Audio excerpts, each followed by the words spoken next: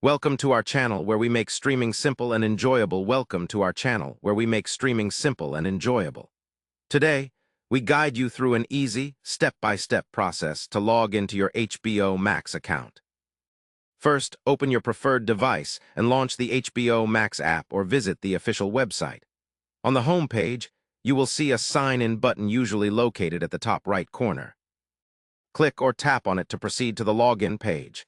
Now, enter the email address associated with your HBO Max account in the designated field. Make sure to use the same email you used when signing up. Moving on, type your password carefully into the password box. It's important to double-check for any typos or case sensitivity issues to avoid errors. After filling in your credentials, tap or click the Login button.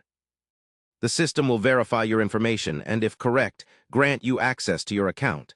In case you forgot your password, there is a Forgot Password option right below the login fields. Select this to receive instructions via email on how to reset your password quickly.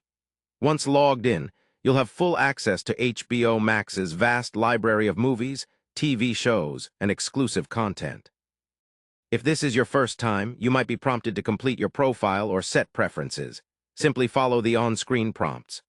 Remember, you can log in from various devices such as smartphones, tablets, smart TVs, and computers, each time following the same simple steps.